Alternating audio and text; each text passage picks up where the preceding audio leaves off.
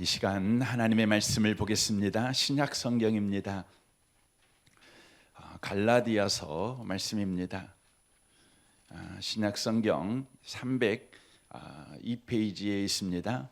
신약 성경 302페이지 갈라디아서 말씀입니다. 1장을 보겠습니다. 갈라디아서 1장입니다. 11절에서 17절까지 기록된 말씀을 보겠습니다. 함께 말씀을 읽으실 때 하나님의 음성을 듣는 복된 시간 되시길 바랍니다. 읽겠습니다. 형제들아, 내가 너희에게 알게 하노니 내가 전한 복음은 사람의 뜻을 따라 된 것이 아니니라. 이는 내가 사람에게서 받은 것도 아니요 배운 것도 아니요 오직 예수 그리스도의 계시로 말미암은 것이라. 내가 이전에 유대교회에 있을 때에 행한 일을 너희가 들었거니와 하나님의 교회를 심히 박해하여 멸하고 내가 내 동족 중 여러 영갑자보다 유대교를 지나치게 믿어 내 조상의 전통에 대하여 더욱 열심히 있었으나 그러나 내 어머니의 태로부터 나를 책정하시고 그의 은혜로 나를 부르신 이가 그의 아들을 이방에 전하기 위하여 그를 내 속에 나타내시기를 기뻐하셨을 때 내가 곧 혈류와 의논하지 아니하고 또 나보다 먼저 사도된 자들을 만나려고 예루살렘으로 가지 아니하고 바라르비아로 갔다가 다시 다메섹으로 돌아갔노라. 아멘. 함께 예배하는 모든 분들 가운데 이 말씀의 축복이 함께 하시기를 주님의 이름으로 축원합니다. 이 말씀에 의지해서 오늘 말씀의 제목은 완벽주의로부터의 해방이라는 제목으로 말씀을 전하겠습니다. 요즘 우리 주변에 우울한 사람들이 참 많습니다. 코로나로 인한 일시적인 현상일 수도 있습니다. 그러나 꼭 그렇지만은 않습니다. 통계에 의하면 매해마다 꾸준하게 우울증 치료를 받는 사람들이 늘어오고 있습니다. 2020년도에를 보면 우울증 치료를 받은 인구가 약 100만 명이 넘어가고 있습니다. 우울증에 여러 요인이 있겠지만 가장 강력한 요인은 완벽주의입니다. 완벽한 남자, 완벽한 아내에게는 아내와 남편이 들어설 자리가 없습니다. 동료가 필요 없다는 것이죠. 그러다 보니까 완벽주의자들은 애토리가 됩니다. 애로운 사람이 될 수밖에 없습니다. 그 누구도 허용하지 않는 자기만의 세상에 갇혀 사는 사람이 되어버리기 때문에 그렇습니다. 영적으로 보면 완벽주의는 하나님이 거하실 틈이 없는 사람입니다. 자기 스스로 자신을 완벽하고 완전하게 만들려는 우상 숭배자입니다. 완벽주의자는 노력과 능력을 통해 스스로 원하는 사람이 될 뿐만 아니라 다른 사람을 통제할 수 있다는 신념을 가지고 있는 사람입니다. 그러나 그 끝은 허무이며 결국 파멸입니다. 바울은 유대교에 있을 때 완벽주의자였습니다. 완벽주의자를 성경의 언어로 바꾸면 율법주의자입니다. 율법주의자는 인간 스스로가 완벽하게 완전하게 하나님의 말씀을 지켜내는 것에 목표가 있습니다. 왜 그런지를 이해하려면 율법주의가 나오게 된 배경을 알면 금세 이해가 됩니다. 율법주의는 이스라엘이 바벨론에 의하여 멸망당하여 70년 동안 그들이 포로 생활이라는 참담한 실패를 경험하였습니다. 그 참담한 실패를 경험한 이후에 자신들이 왜 이렇게 되었는가에 대한 인간적인 반성을 하게 됩니다. 그 반성에서 나오게 된 것이 하나님의 말씀대로 완벽하게 완전하게 살지 않았기 때문이라는 결론에 이르게 됩니다. 그래서 그들은 잃어버린 삶을 만회하고 다시는 그런 부끄러운 삶을 살지 않기 위해 인간의 노력과 능력으로 완벽하고 완전하게 하나님의 말씀을 지키기 위해서 노력하게 되었습니다. 율법주의자들은 하나님의 말씀을 지키는 것을 복과 저주의 기준, 조건으로 이해한 것입니다. 하나님의 말씀을 지키는 목적이 바로 복은 받고 저주는 받지 않기 위해서라고 하는 것입니다. 그래서 율법주의자들의 신앙의 목적은 하나님이 아닙니다. 신앙의 목적은 복을 받는 것에 목적이 있는 것입니다. 오늘 본문의 바울은 예수님을 만나기 전에 완벽주의자, 곧 율법주의자였습니다. 그가 어떻게 살았습니까? 갈라디아서 1장 13절 오늘 본문 좀 보겠습니다. 내가 이전에 유대교에 있을 때에 행한 일을 너희가 들었거니와 하나님의 교회를 심히 박해하고 멸하고 내가 내 동족 중 여러 영갑자보다 유대교를 지나치게 믿어 내 조상의 전통에 대하여 더욱 열심히 있었으나 라고 말합니다. 바울은 자기 스스로 하나님을 만족시키는 사람이 되려고 한 것입니다. 그리하여 자신의 기준에서 벗어난 교회를 박해하여 멸절시키려고 했던 것입니다. 이런 행동이 하나님을 만족시키는 완벽하고 완전한 삶이라는 바로 강박을 바로 바울이 가지고 있었기 때문에 그렇습니다. 결국 완벽주의자, 율법주의자 바울은 폭력적이고 파괴적인 바로 애로운 늑대 같은 인생이 되어버린 것입니다. 그러나 바울의 이런 생활은 멈추게 됩니다. 극적인 변화가 찾아왔기 때문에 그렇습니다. 그것은 부활하신 예수님이 담에석에 있는 그리스도인을 잡으려고 가는 바울을 찾아오셨기 때문에 그렇습니다. 폭력적이고 파괴적인 바울이 찾아오신 예수님을 만났을 때 놀라운 일이 일어나는데 완벽주의에서 바로 해방되는 일이 일어나게 되는 것이죠. 우리는 여기서 중요한 영적인 비밀을 알게 됩니다. 완벽주의, 율법주의에서 해방되는 것은 예수님을 만나야만 된다는 것이죠. 왜 예수님을 만나면 완벽주의, 이 율법주의에서 해방되어지게 되는 것일까요? 15절 말씀을 보겠습니다. 그러나 내 어머니의 태로부터 나를 택정하시고 그의 은혜로 나를 부르시니가 그의 아들을 이방에 전하기 위하여 그를 내 속에 나타내기를 기뻐하셨을 때 내가 곧 혈육과 의논하지 아니하고 라고 말합니다. 바울이 예수님을 만나자 무슨 일이 일어나게 되었냐면 하나님께서 자신을 어떻게 대하고 있는지를 알게 되었다는 것입니다. 바로 하나님 안에서 자기가 누구인지를 바로 알게 되었다는 것이죠. 바울은 자신이 하나님을 만족시켜야 비로소 받아들이는 존재라고 늘 생각하는 각박을 가지고 있었습니다.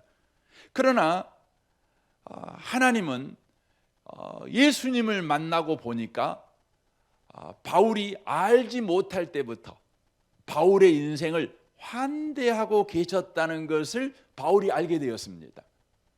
바울은 자신은 하나님에 의하여 택함 받은 자요, 은혜로 부르심을 받은 자요, 하나님에 의하여 사명을 받은 자요, 하나님이 함께 하시는 인생을 살고 있는 자라는 것을 알게 되었습니다. 그때서 바울은 완벽주의에서 해방되는 진정한 자유인이 된 것입니다. 사랑하는 성도 여러분, 완벽주의에서 해방되는 법은 우리가 무엇을 해야 그리고 무엇이 되어야 하나님에 의하여 받아들여지는 존재가 된다는 그 강박에서 벗어나야 되는데, 그 벗어나는 방법은 하나님께서는 바로 나라는 존재 자체를 기뻐하신다.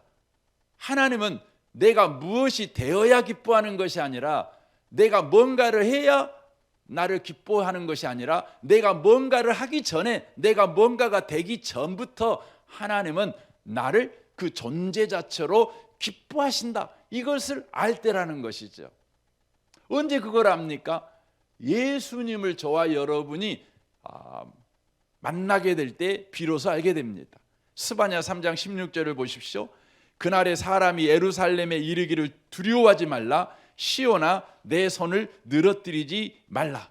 너의 하나님 여호와가 너의 가운데 계시니 그는 구원을 베푸실 전능자이시라. 그가 너로 말미암아 기쁨을 이기지 못하시며 너를 잠잠히 사랑하시며 너로 말미암아 즐거이 부르며 기뻐하시리라 하니라라고 말씀합니다. 이스라엘 백성들은 지금 자신의 잘못 때문에 우리는 망했구나 하고 의기소침해 있습니다. 삶의 의욕을 잃어버렸습니다. 자신들이 한 일을 통해서 자기의 인생의 미래를 생각할 때 답이 안 나오는 것입니다. 재앙밖에 없는 것입니다. 파멸밖에 없는 것입니다. 그러므로 그들은 무섭지요. 손을 늘어뜨릴 수밖에 없는 것 아니겠습니까? 그때 우리 하나님께서는 스바냐 선지자를 통해서 하나님께서 그들을 어떻게 대하고 있으신지 바로 말씀해 주는 것이죠. 너희 하나님 여호와가 너희 가운데 계시니 그는 구원을 베푸실 전능자시라. 그가 너로 말미암아 기쁨을 이기지 못하시며 너를 잠잠히 사랑하시며 너로 말미암아 즐거이 부르며 기뻐하시리라 하니라라고 말씀합니다. 이 아침에 오신 복 있는 성도 여러분, 여러분에게도 완벽주의 성향이 있을 것입니다. 내가 완전하게 살아야, 내가 완벽하게 살아야 바로 내가 복받을 수 있다. 내가 저주를 받지 아니할 수 있다. 나의 신앙생활이 완벽해야 된다. 완전해야 된다.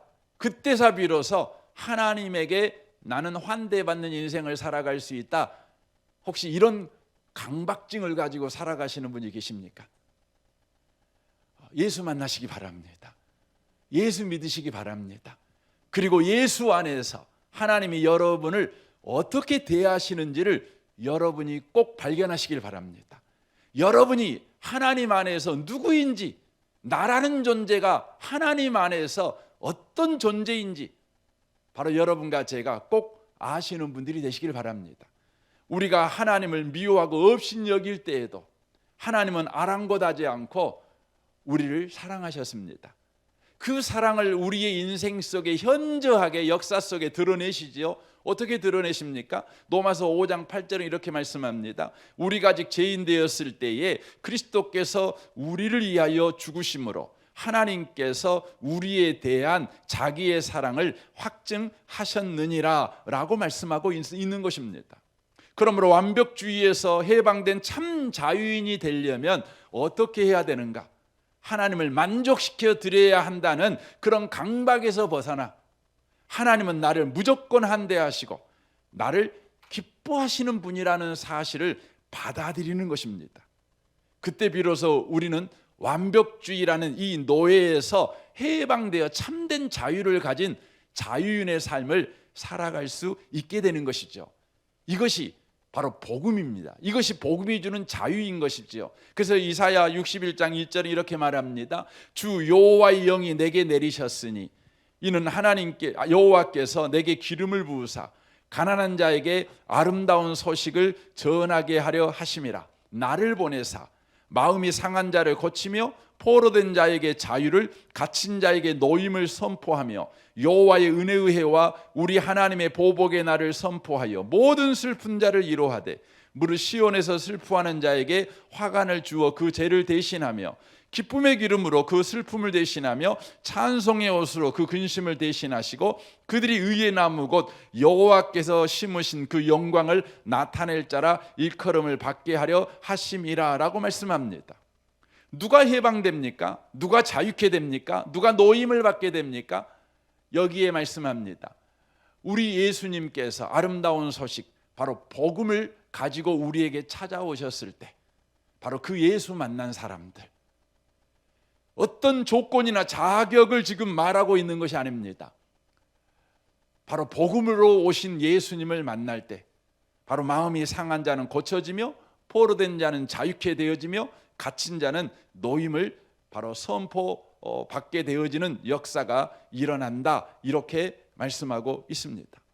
사랑하는 성도 여러분, 여러분 예수 믿는 사람들입니다. 그러므로 여러분은 이미 완벽주의에서 해방되어 여러분은 자유인들이십니다. 여러분은 자유인입니다. 아이고 나 자유인 아닌데요. 여러분 예수 믿는다면 여러분은 자유인입니다. 다만 여러분이 지금 바로 여러분 스스로를 속이고 있는 것입니다. 나는 자유인이 아니야. 나는 여전히 삶의 노예야. 문제의 노예야. 염려의 노예야. 여러분 예수 믿는다면 여러분은 자유인입니다.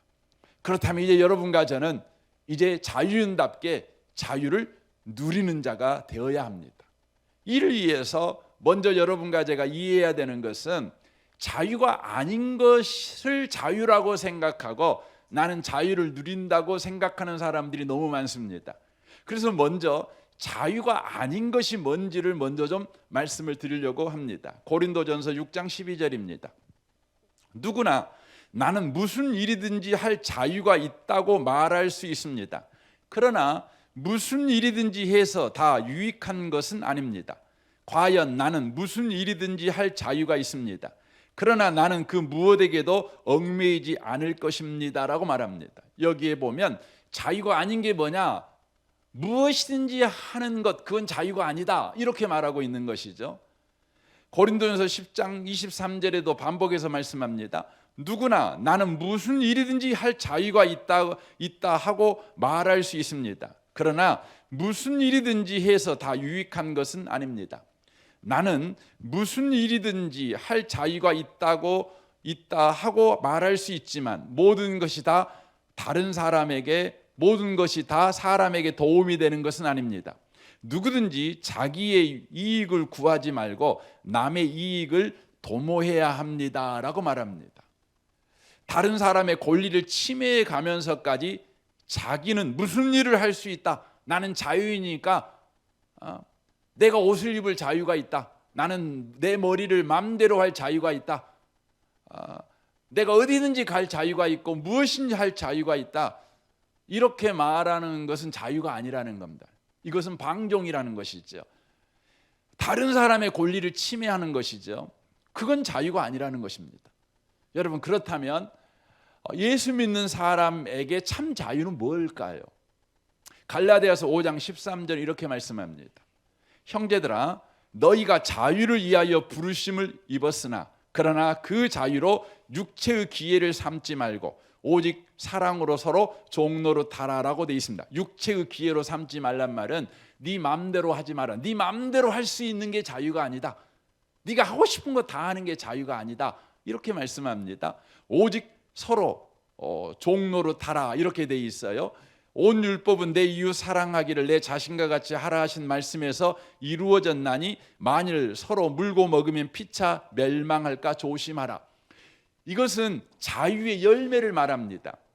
네가 거짓 자유인 네 마음대로 하는 인생을 살아간다면 너는 참된 자유를 누리고 있지 않아. 그런데 네가 참된 자유를 누리고 있다면 반드시 너의 삶에 자유의 열매가 맺어져, 그 열매가 뭐냐면 내 이웃을 사랑하는 거야 라고 되어 있습니다. 그렇다면 참된 자유를 누리는 게 뭘까요? 그리하여 자유의 열매, 내 이웃을 사랑하는 열매가 어떻게 해서 맺어질까요? 16절이 말씀합니다. 내가 이르노니 너희는 성령을 따라 행하라, 그리하면 육체의 욕심을 이루지 아니하니라 라고 되어 있습니다. 참된 자유를 누리는 건 뭡니까? 성령을 따라 행하는 것입니다. 그러면 내 마음대로 안 삽니다. 성령을 따라 행하면 무슨 일이 벌어지죠? 성령의 열매가 맺어지죠. 사랑, 희락, 화평, 오래 참은, 자비, 양성, 충성, 온유, 절제. 바로 내 이웃을 향하여서 사랑하며 온유하며 친절하며 예의를 지키며 충성하며 이런 일을 하는 열매를 맺는 자가 되어진다는 것입니다. 그래서 여러분, 그리스도인의 자유는 어떻게 누리는가? 성령을 따라 살아갈 때, 그것이 바로 그리스도인이 자유를 누리는 것입니다. 17절 보십시오. 육체의 소욕은 성령을 거스리고 성령은 육체를 거스리나니 이 둘이 서로 대적하므로 우리가 원하는 걸 하지 못하게 하려 함이라. 너희가 만일 성령에 인도하는 바가 되면 율법 아래 있지 아니하니라. 율법주의자에서 해방된다, 완벽주의자에서 해방된다, 율법주의라는 노예의 삶, 완벽주의라는 노예의 삶에서 해방되어 바로 참된 자유인의 삶을 누리게 된다. 그렇게 성경이 말씀하고 있는 것입니다. 이 아침에 오신 복 있는 성도 여러분, 여러분이 예수님 안에 있다면 하나님이 여러분을 어떻게 대하신지를 여러분이 발견하여 여러분은 참된 자유인이 된 것입니다. 그러면 여러분과 저는 그 자유를 누려야 합니다. 성령을 따라 행할 때 그 자유를 누리게 된다는 것이죠. 그렇다면 저와 여러분에게 이런 생각입니다. 성령을 따라 행한다. 교회 다니면 수백 번, 수천 번 들었던 이야기인데 대체 성령을 따라 행한다는 것이 뭡니까?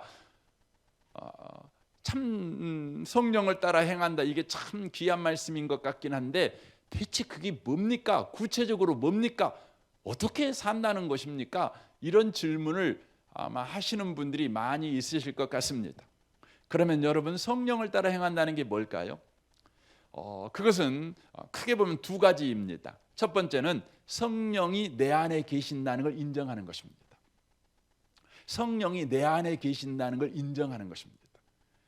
로마서 8장 5절부터 메시지 성경으로 좀 보겠습니다.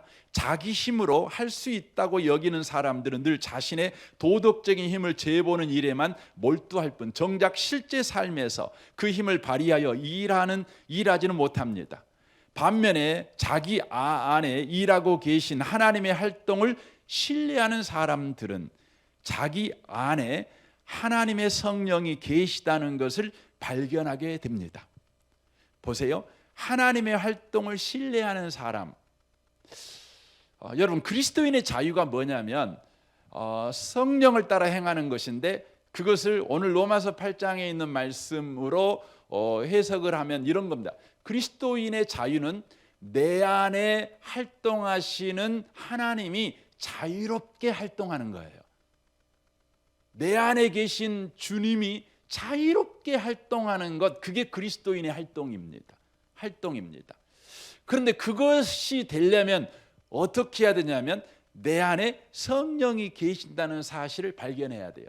내 안에 성령이 계신다는 것을 인정해야 되는 것이죠. 그때 어떤 일이 봅니까? 자기 자아에 사로잡힌 사람들은 결국 막다른 길에 이를 뿐입니다. 그러나 하나님께 주목하는 사람, 여기서 하나님께 주목한다는 것은 바로 내 안에 거하시는 성령님, 그 성령님께 주목하는 사람은 탁 트이고 드넓은 자유로운 삶 속으로 이끌려갑니다. 성령의 하나님의 활동이 성령님이시거든요. 그러니까 하나님의 활동, 내 안에서 지금 하나님이 활동하고 계신다. 성령이 지금 일하고 계신다. 성령이 내 안에 계신다. 그렇게 저와 여러분이 인정하는 것이죠. 그때 저와 여러분은 탁 트이고 드넓은 자유로운 삶 속으로 이끌려 간다는 것입니다. 이 아침에 오신 복 있는 성도 여러분, 여러분 안에 성령이 계신다는 걸 인정하시기를 바랍니다. 여러분 안에 하나님이 활동하고 계신다는 것을 여러분 인정하시기를 바랍니다. 많은 분들이 아이고 내 안에 하나님이 계신다는 거 잘 모르겠어요 라는 분들이 계십니다. 로마서 8장 9절 보십시오. 만일 너희 속에 하나님의 영이 거하시면 너희가 육신에 있지 아니하고 영에 있나니 누구든지 그리스도의 영이 없으면 그리스도의 사람이 아니라 라고 말씀합니다. 여러분, 성령이 없는 사람은 그 사람은 하나님의 자녀도 아니고 하나님의 백성도 아니라는 것이죠. 그러면 내 안에 성령이 계신다는 거 어떻게 확인할 수 있습니까? 고린도전서 12장 3절을 말씀합니다. 그러므로 내가 너희에게 알리노니 하나님의 영으로 말하는 자는 누구든지 예수를 저주할 자라 하지 아니하고 성령으로 아니하고는 누구든지 예수를 주시라 할 수 없느니라 라고 말씀합니다. 예수님에 대한 진실한 신앙 고백이 있다는 것입니다. 여러분이 그냥 허퉁으로 신앙 고백하는 걸 말하는 것이 아닙니다. 여러분이 진심으로 예수님을 나의 주 나의 하나님으로 고백한다면, 아니 고백하고 있다면 여러분 안에 바로 성령이 계시는 것입니다. 그러므로 여러분, 성령을 따라 행하여 참된 자유의 인생을 살아가기를 원한다면 먼저 여러분 안에 성령이 계신다는 걸 인정하십시오. 성령이 계신다는 걸 언제나 의식하고 살아가십시오. 성령이 여러분 가운데 계신다는 걸 늘 여러분 환영하십시오. 늘 기뻐하십시오. 성령이 내 안에 계셔. 주님이 지금 일하고 계셔. 주님이 지금 역사하고 계셔. 우리는 우리 인생을 나 혼자 사는 사람들이 아닙니다. 주님이 함께 일하여 사는 인생이라는 것이죠. 이것을 꼭 기억하는 것입니다. 두 번째로 성령을 따라 행한다는 것은 무엇일까요? 요한복음 16장 13절을 보십시오. 그러나 진리의 성령이 오시면 그가 너희를 모든 진리 가운데로 인도하시리니 그가 스스로 말하지 않고 오직 들은 것을 말하며 장래일을 너희에게 알리시리라 라고 말씀합니다. 성령은 우리를 인도하십니다. 어디로요? 진리로 인도하십니다. 그러므로 성령을 따라 행한다는 것은 진리를 따라 행한다는 말과 동일어입니다. 성령은 우리를 진리 가운데로 인도하십니다. 진리는 성경이 스스로 말하고 있는 것 같이 바로 하나님의 말씀, 예수님의 말씀이 진리라고 성경은 말씀합니다. 여러분, 성경은 성령의 감동으로 기록된 하나님의 말씀이죠. 그래서 디모데후서 3장 16절에 이렇게 말씀합니다. 모든 성경은 하나님의 감동으로 된 것으로 교훈과 책망과 바르게 함과 의로 교육하게 유익하니 이는 하나님의 사람으로 온전하게 하며 모든 선한 일을 행할 능력을 갖추게 하려 함이라 라고 말씀합니다. 그래서 성령을 따라 행하려면 반드시 하나님의 말씀 앞에 있는 인생을 살아가야 하는 겁니다. 왜냐하면 성령이 우리를 하나님의 말씀 앞으로 인도하니까요. 그래서 여러분과 제가 성령을 따라 행하려면 언제나 하나님의 말씀 앞에서 하나님의 말씀을 읽고 하나님의 말씀을 묵상하는 삶을 저와 여러분이 살아가야 합니다. 이것은 구약 성경부터 사용된 가장 오래된 성령의 인도하심을 받는 방법이었습니다. 다윗은 바로 하나님의 말씀을 묵상함으로 성령의 인도를 받습니다. 거기에 멈추지 않습니다. 묵상한 하나님의 말씀을 가지고 그는 기도했습니다. 그래서 시편 19편 14절을 보십시오. 나의 반석이시요 나의 구원자이신 여호와여 내 입의 말과 마음의 묵상이 주 앞에 연락되기를 원하나이다 라고 말씀합니다. 다윗의 기도 내용은 하나님의 말씀이었습니다. 다윗의 기도 내용은 자신의 현실 문제 혹은 자신이 겪고 있는 현재의 어려움이 기도의 내용이 아니었고 다윗의 기도의 내용은 자신이 묵상했던 하나님의 말씀이었습니다. 여러분, 성령의 인도를 받는다, 성령을 따라 행한다, 가장 탁월하고 성경에서 검증된 방법이 뭐냐면 하나님의 말씀을 묵상하고 그 묵상한 말씀을 가지고 기도하는 것입니다. 기도하는 것입니다. 그것이 바로 성령을 따라 행하는 가장 건전하고 탁월한 성경의 방법이라고 하는 것입니다. 그래서 사무엘하 7장에 보면 다윗이 나단 선지자로부터 자신뿐만 아니라 자신의 가문을 향한 하나님의 약속의 말씀을 받자 그가 이런 반응을 하는 것을 성경이 기록해 놓고 있습니다. 27절입니다. 만군의 여호와 이스라엘의 하나님이여 주의 종의 길을 여시고 이르시기를 내가 너를 위하여 집을 세우리라 하셨으므로 주의 종이 이 기도로 주께 간구할 마음이 생겼나이다 라고 되어 있습니다.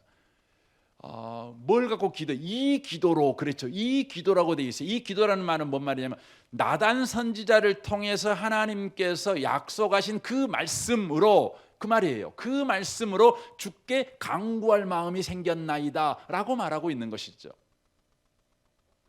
여러분과 저는 기도합니다. 하지만 대부분 기도가 성령을 따라 행하는 참된 자유를 누리는 기도가 아니라 기도한 다음에 우리는 더욱 염려에 묶이고 또 불안에 묶이고 걱정에 묶이는 기도 생활을 많이 합니다. 기도하다가 더욱더욱 우리가 자유인의 자유를 누리는 삶이 아니라 더욱 묶여요. 여러분, 기도 끝난 다음에 저 문을 나갈 때에 자유인같이 다윗처럼 춤추며 나간 사람이 몇이나 있겠어요? 여러분, 대부분 근심하며 나갑니다.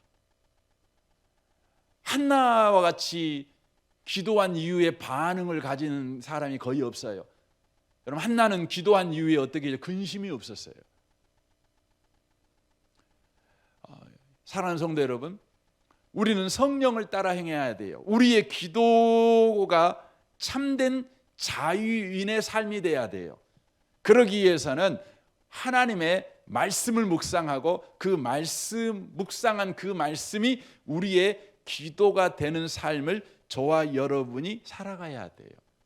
이것은 하나님이 또한 요청하는 기도의 방법이죠. 그래서 에스겔 36장 36절에 보면 너희 사방에 남은 이방 사람이 나 여호와가 무너진 곳을 건축하며 황폐한 자리에 심을 줄 알리라. 나 여호와가 말하였으니 이루리라. 주 여호와께서 이같이 말씀하셨느니라. 그래도 이스라엘 자손이 이같이 자기들에게 이루어지기를 주께 구하여야 할지니라 라고 말합니다. 뭘 구하라고요? 이같이 구하래요. 이가치가 뭡니까? 하나님께서 그들에게 약속하신 약속의 말씀을 가지고 기도해라. 이렇게 주님께서 바로 말씀하고 있는 것입니다. 우리의 믿음의 선배들도 성령을 따라 참된 자유를 누리기 위해서 했던 기도의 방식이 바로 하나님의 말씀을 묵상하고 묵상한 것을 가지고 기도하는 것이었습니다. 마틴 루터는 그의 친구가 온전히 기도하는 방법을 가르쳐 달라고 부탁했습니다. 그때 루터는 자기 자신이 계속해서 해왔던 기도의 방법을 소개해 줬습니다. 그 소개하는 방식은 뭐였냐면 하나님의 말씀을 묵상하고 차근차근 그 말씀으로 기도하는 법을 가르쳐 줬습니다. 예를 들자면 그가 마태복음 6장에 나와 있는 주기도문, 소위 주기도문이죠. 주님이 우리에게 가르치는 기도, 그 기도를 묵상합니다. 주의 아버지의 이름이 거룩히 여김을 받으시오며, 이 말씀을 깊게 묵상합니다. 그리고 그는 그 묵상한 대로 기도합니다. 그렇습니다. 주 하나님, 우리 아버지시여, 당신의 이름이 우리 안에서와 온 세상에서 거룩히 여김을 받으시옵소서 하고 그렇게 기도했다는 것입니다.